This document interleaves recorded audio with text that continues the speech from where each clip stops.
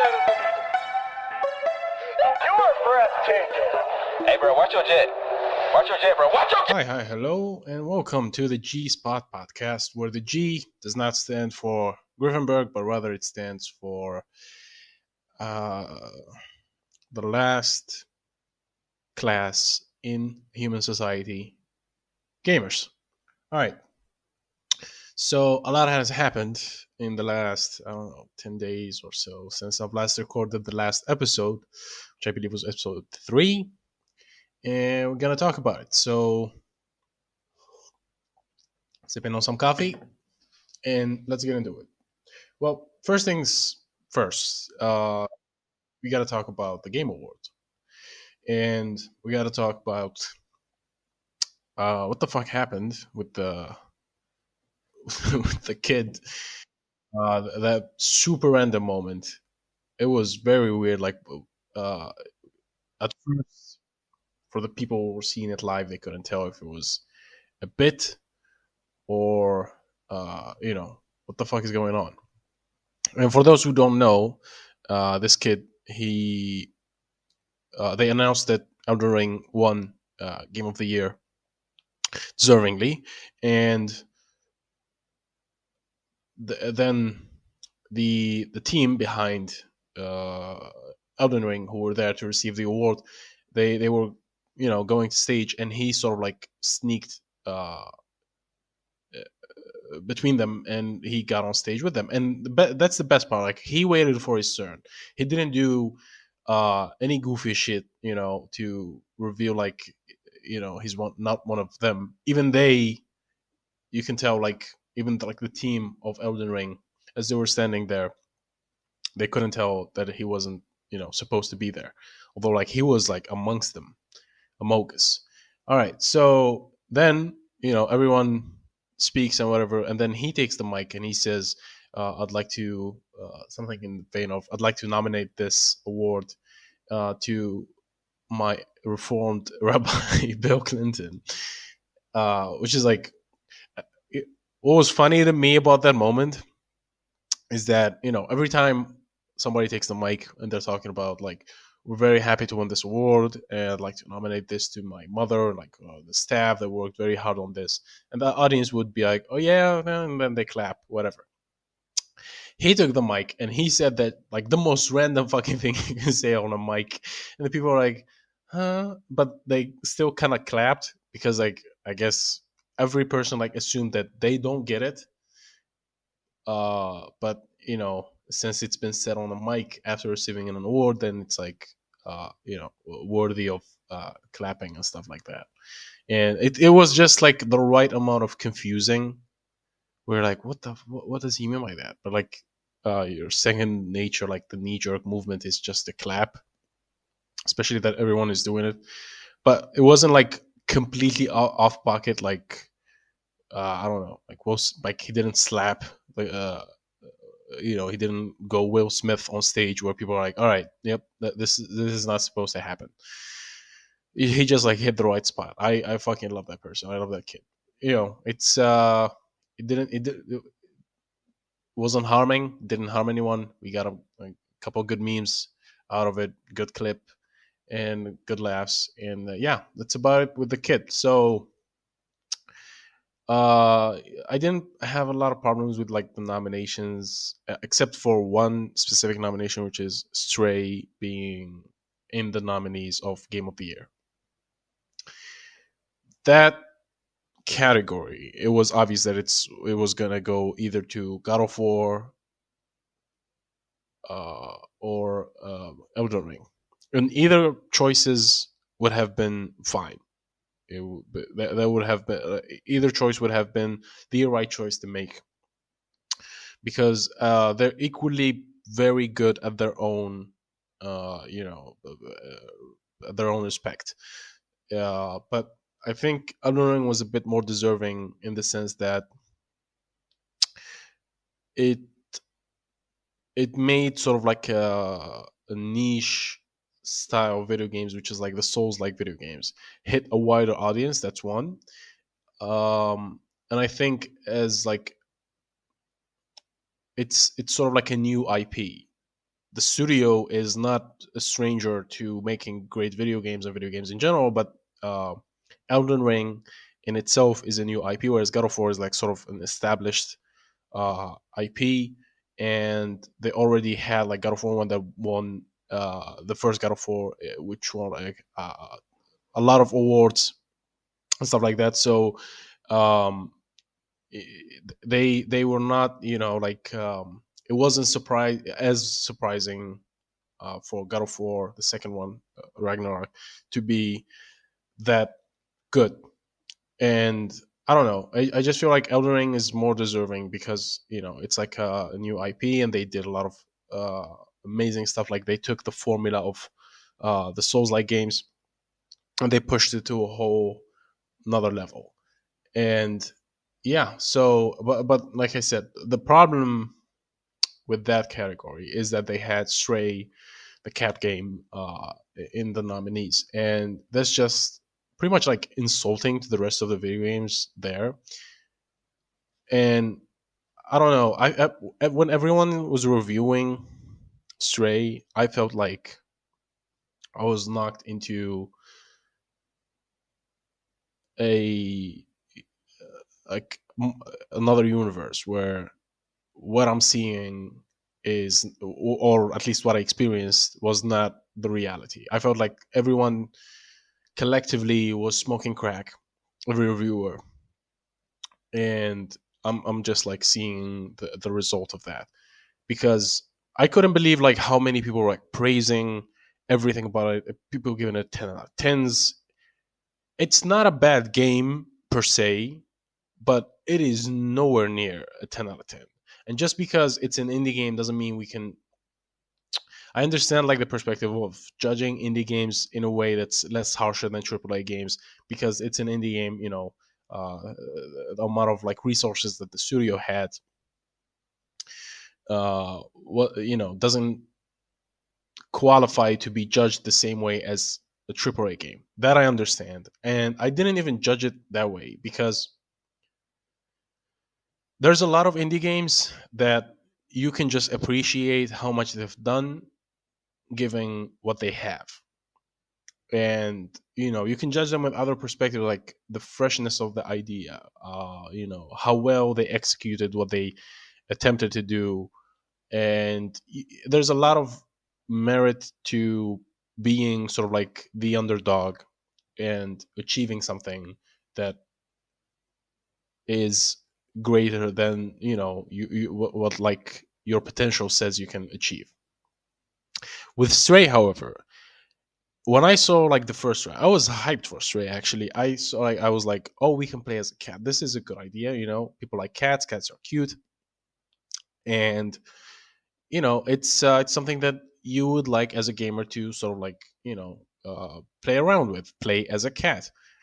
And I thought, I can just be a cat in the video game in this world. It doesn't have to be a super big AAA, uh, word, like super immersive, whatever. It can just be like a small thing, and you just like experience. It's all about the idea of playing as a cat.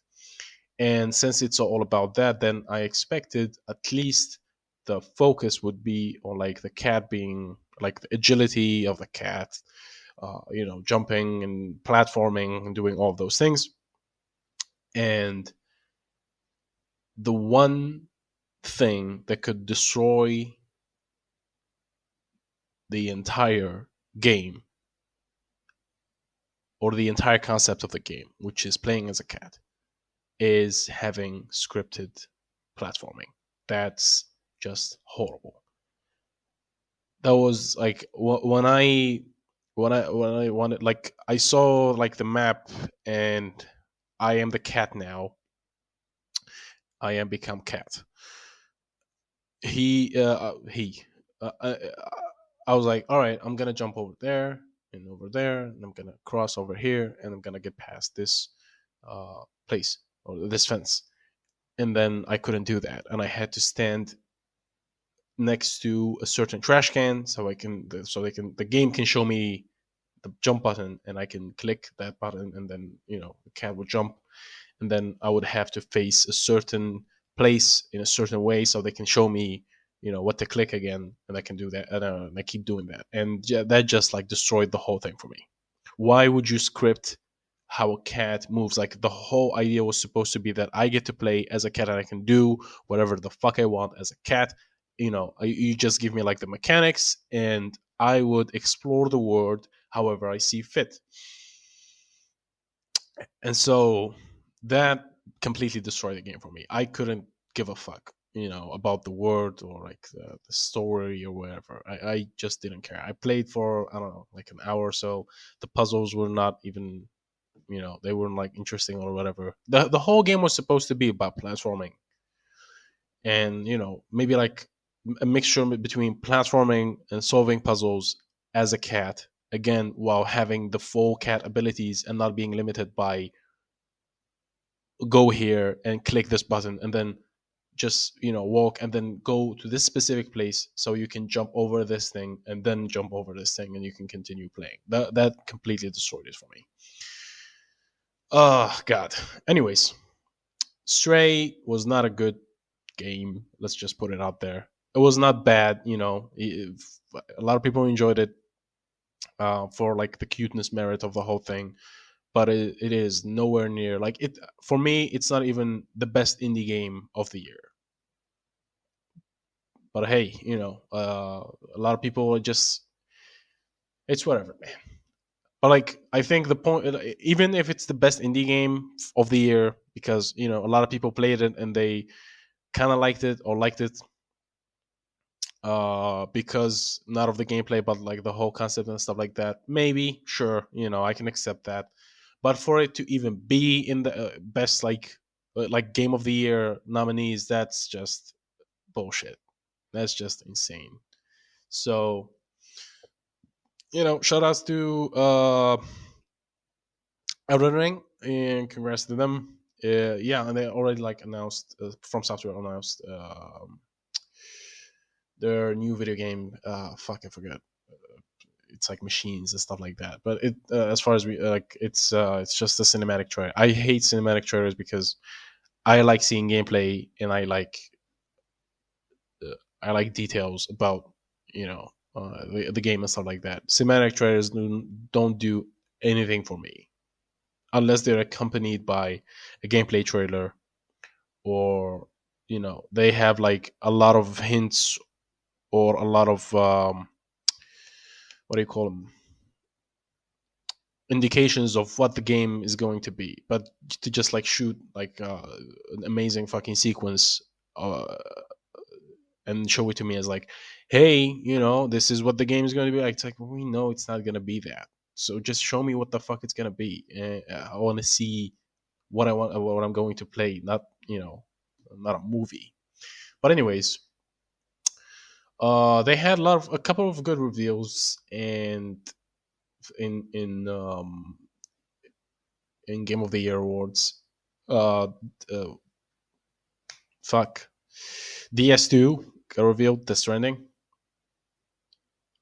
I've made my opinion about the first one very clear, and I hope they sort of,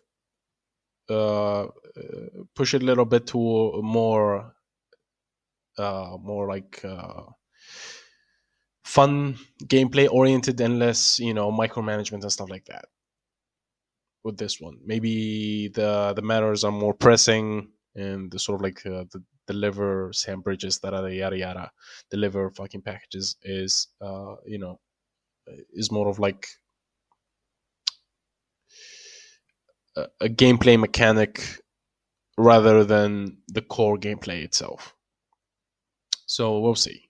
I hope they make some changes and make it more fun, because I really want to explore that world. I really want to explore that story, and I really want to enjoy, the whole like scenery and the music, like, because, like I said before, everything about that game is fucking fantastic except for the gameplay itself. So I really want to experience all of those things while having fun with the gameplay. And I hope they lean towards fun, and more or less than, less on the side of anti-fun, which is what it felt like. What else did they reveal? Yeah. Oh yeah, Suicide Squad killed the Justice League. I don't have a lot of faith for that game. I'll be honest with you, and seeing how every game in that niche that come from that source is horrible so far. Lately, Gotham Knights. So I don't really have a lot of hope for that game, but I do want it to be good because it could be. Like the first Suicide Squad, the movie came out and it was atrocious, fucking bad, terrible, nothing good about it, nothing even redeeming, right? And then James Gunn took over, and he remade the movie basically, and they did Suicide Squad, sort of like the remake, and it was very good. At the time, I did not have a lot of hope that Suicide Squad can be saved when they announced the second one. But they said that James Gunn is working on it, and like I like the director's work before, and I was like, all right, maybe, but it's not. If it's going to be saved, it's not going to be that good. But evidently, I really really enjoyed that movie, and I liked it a lot. And so that's what I found myself with the Suicide Squad game, where it's like I don't have a lot of hope for it, but I want it to be good. I want to experience something. I want to play a game where the premise is that we're the Suicide Squad and we're trying to kill the Justice League, and they showed that like they kind of nailed the Flash, and they're having some bad dialogue. I mean, like first of all, like this is again why I don't have like a lot of faith for this game. The dialogue already seems bad.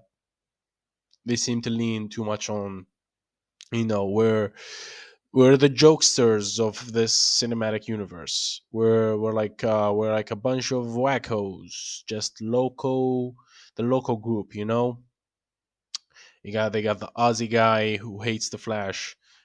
They got Big Dome Shark, and they got the guy who's like supposed to be like the serious side of the whole thing, Deadshot. He's like, cut it off. We have business to do, and they have Harley Quinn, who's always yelling, always doing the whatever the fuck, and her voice acting already seems horrible. The only voice acting that seems good is an already established one, which is Conroy. Uh, may he rest in peace. This is going to be his last performance as Batman, the Caped Crusader. I hope they don't fail him with the dialogues, because already like they wrote like I am the Batman, I am vengeance, whatever, and it didn't come out well. The performance is good, but like the lines are a bit, and I hope they don't stain his legacy, especially being his last performance. So yeah, Harley Quinn's voice acting sounded very bad, and it stood out as being bad to me. So yeah, I don't have a lot of hope, but I want it to be good. At least if the gameplay is good, I can sort of like look away from the voice acting or the dialogue itself, like I did with Spider-Man.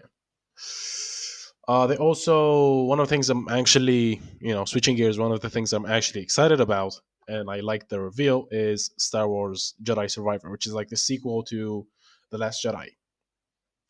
I played the first one, finished it completely. I thought it was amazing. I really enjoyed that game.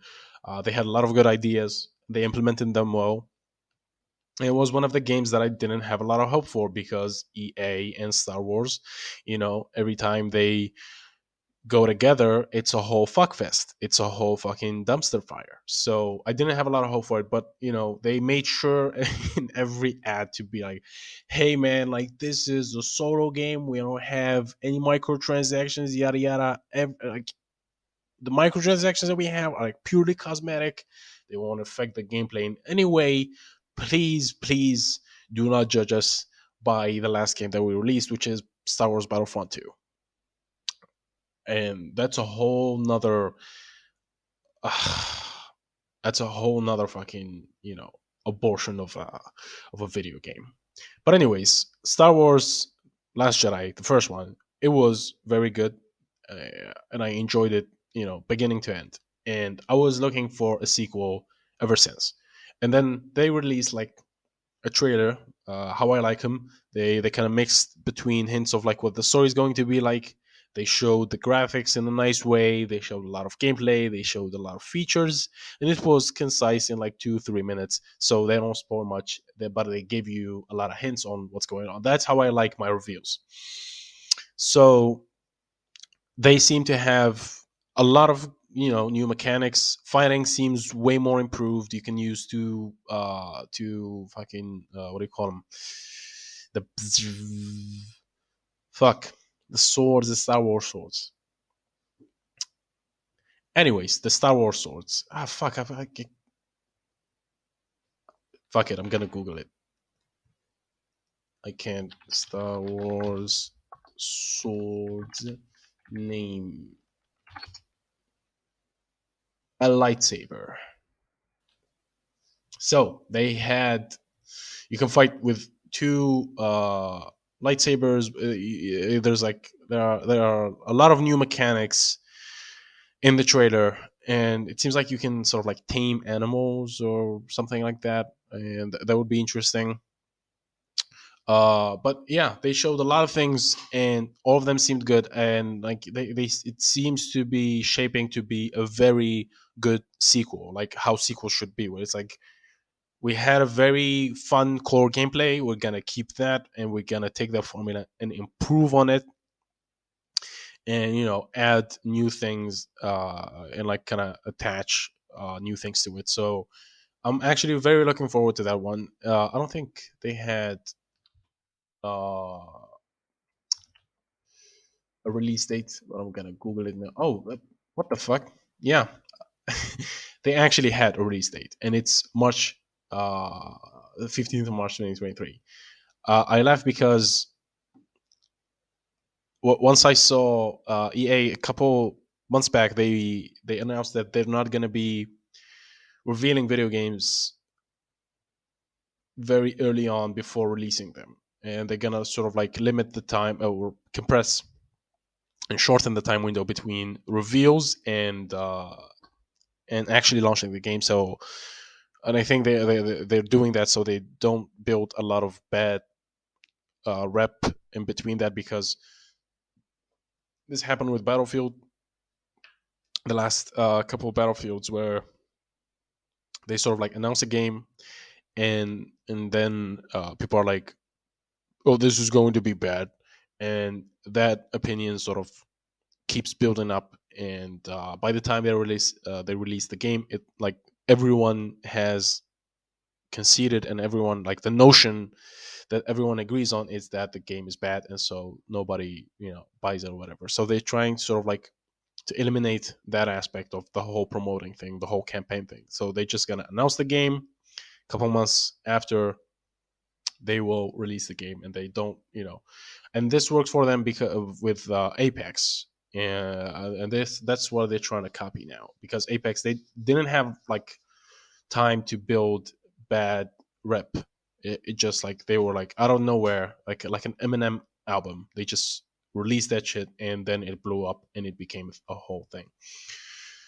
And yeah, the point out of all this is that once they made this announcement, and then I think there was like a leak or confirmation or whatever of Star Wars Jedi Survivor, I was like, yeah, they're gonna release a trailer in like the Game Year Awards, and they're gonna release it in like February or March. Like I already predicted that way before, and that's why I was laughing, because I I was questioning myself if they released of they have like a release date, although I've already knew that, and then I confirmed it from through them.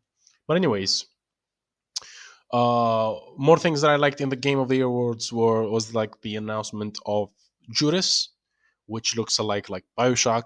and that the reason behind that is that it comes from the studio led by Kevin Levin, who's the head creator of Bioshock. I like Bioshock One. I like Bioshock Two. I play them. I play them in their time, and I replayed them not long ago.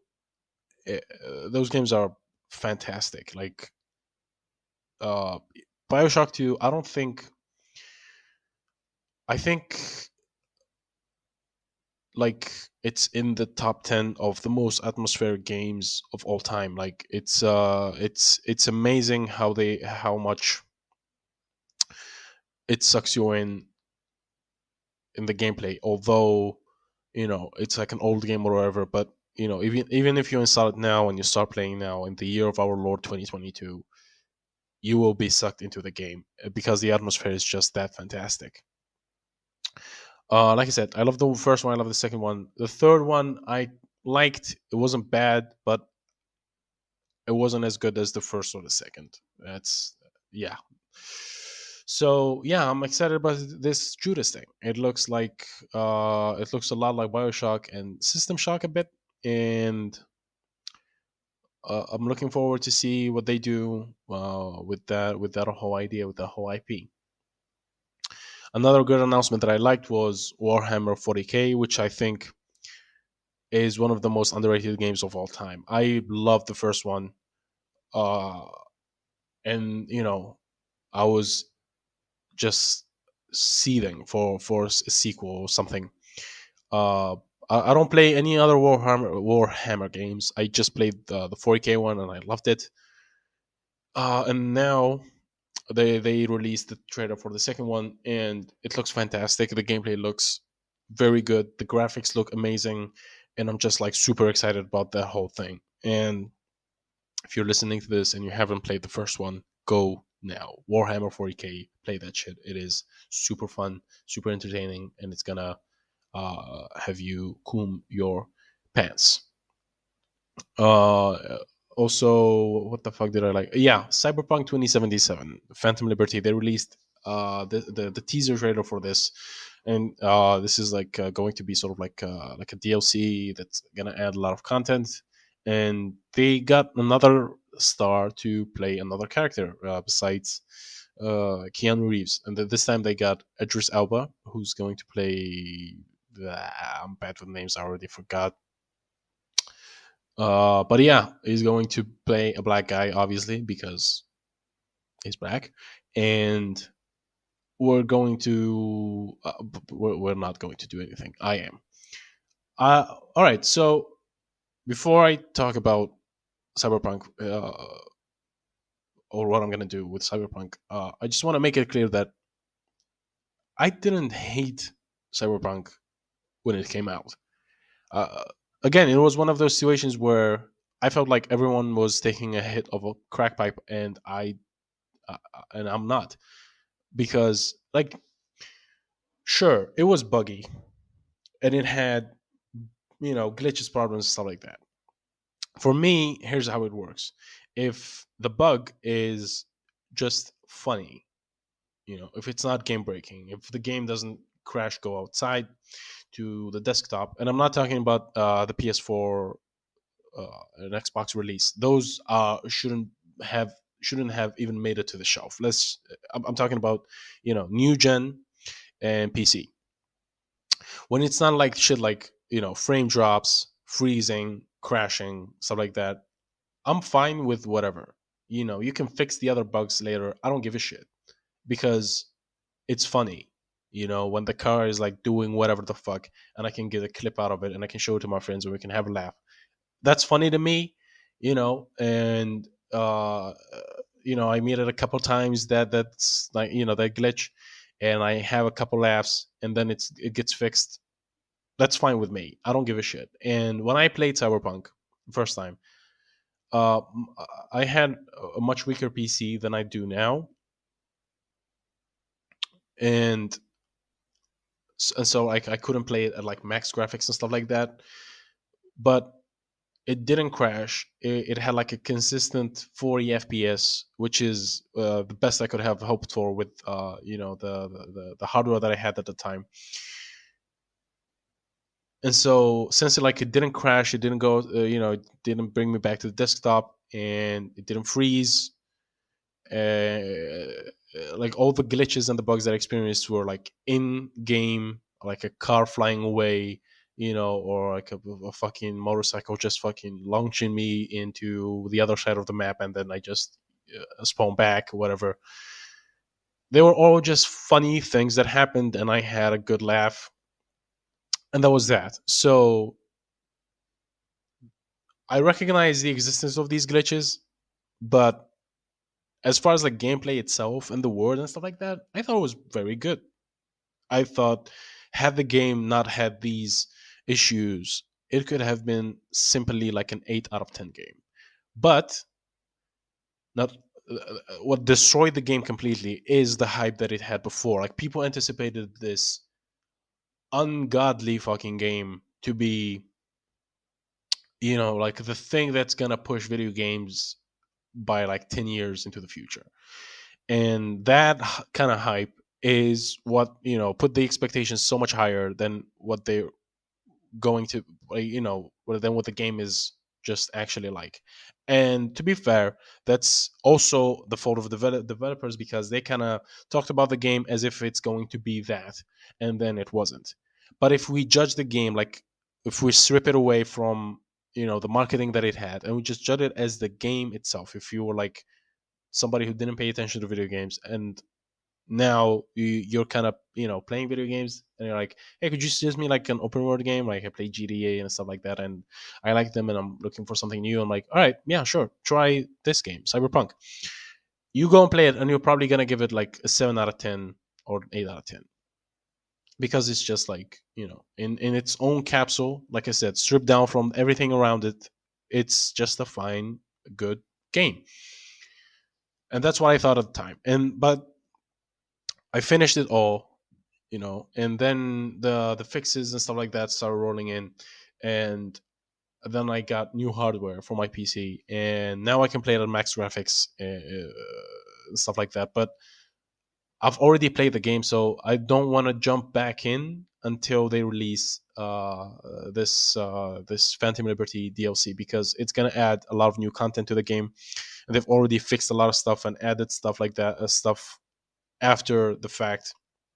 They've been working on the game like since its horrible release.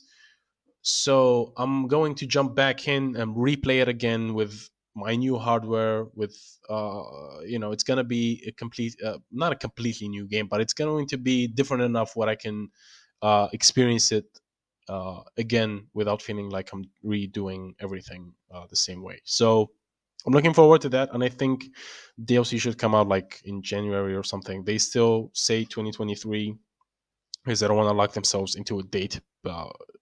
God knows they did that. God knows they did that, before, and they ended up delaying the game like 4 or 5 times or whatever. So yeah, they learned that lesson. They're just saying years now. 2023 it could be anywhere. 12 months of 365 days could be any one of them.